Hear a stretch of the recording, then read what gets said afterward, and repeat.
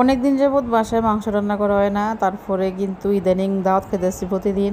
মানে দাওয়াত প্রথমে খাই না যখনকে খাওয়া শুরু করি তখন কিন্তু একাধারে দাওয়াত খাই। তো আজকে মাংসটা একটু অন্যরকম করে রান্না করবো, কারণ মাংসের মধ্যে প্রচুর পরিমাণ চর্বি। তো চর্বিওয়ালা মাংস প্রায় সময় এরকম করে রান্না করি। এটা আসলে ভিডিও করা হয়েছে না, আজকে ভাবলাম একটু ভিডিও করি। আসলে সবাই কিন্তু সবকিছু ভিডিও করে, আসলে আমার তেমন একটা ভালো লাগে না। আমার মানে যখন ভালো লাগে তখন ভিডিও করি। ফেসবুক এমন একটা জায়গা, আপনি বাঁচেন আর মরেন ওইটা ফেসবুক দেখে না, আপনি অ্যাক্টিভ আছেন কিনা ওইটাই ফেসবুক দেখে। তো মাংসটা আমি প্রথমে একটু করে নিয়েছিলাম, গরম পানি দিয়ে একটু সিদ্ধ করে তারপরে ফালাইয়া একটা মধ্যে ঢাইলে নিয়েছিলাম প্লাস্টিকের একটু জালির মধ্যে। তো এখন মশলা কষাই নিলাম, এখানে মানে পেঁয়াজ দিয়ে আস্তা মশলা, তারপরে আদা রসুন গরম মশলা যা কিছু সব দিয়ে দিছি, দিয়ে তারপরে এখন মশলা কষানি হয়ে সালে মাংসরি দিয়ে দেবো। তো মাংসরি আমি যখন সিদ্ধ করছিলাম তখন কিন্তু অনেক চর্বি ছিল, তো সিদ্ধ করার পর কিন্তু মোটামুটি চর্বিটা কমে গেছে। তো এখন হলো মাংসরি দিয়ে দিতেছি, মাংস দিয়ে তারপরে কষাই দেবো। আজকে ভিডিও আসলে সম্পূর্ণটা করা হয়েছে না, অল্প একটু করছি, কারণ মাংস সবাই রান্না করতে পারে। এক একজনের রান্নার ধরন কিন্তু এক এক রকম, ঘুরে ফিরে মশলা একই, কিন্তু রান্নার সিস্টেমটা মানে এক একজনের কাছে এক এক রকম ভাবে হয় আর কি। আমি যখন সিদ্ধ করছিলাম তখন কিন্তু লবণ দিয়ে দিয়েছি, মশলা কষানোর মধ্যে কিন্তু অল্প লবণ দিছি, কারণ যেহেতু সিদ্ধ করার সময় লবণ দিছি মাংসটা কিন্তু একটু শক্ত শক্ত হয়ে গেছে, তারপরে কিন্তু আর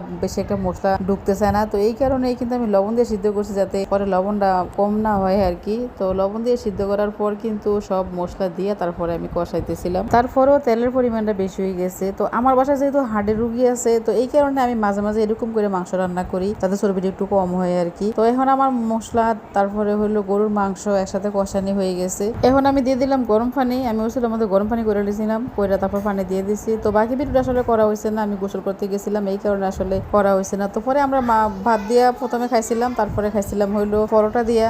তো পরোটা দিয়ে আমার কাছে গরু মাংস খাইতে ভালো লাগে, তো এই কারণে আমি কয়েকটা পরোটা বাজার থেকে আনছিলাম, আইনা তারপরে পরোটা খাইছি। অনেক ভালোই লাগছে, কারণ মশলার পরিমাণটা মানে আমি যেরকম আন্দাজ করছিলাম এরকম হয়েছে না। আলহামদুলিল্লাহ অনেক মজা হয়েছিল, মাংসটা শক্ত শক্ত হয়েছিল, খাইতে একটু ভালোই লাগছিল। আমার মতো কার কার পরোটা দিয়ে গরু মাংস খাইতে ভালো লাগে একটু জানাবেন, আমার তো অনেক ভালো লাগছিল।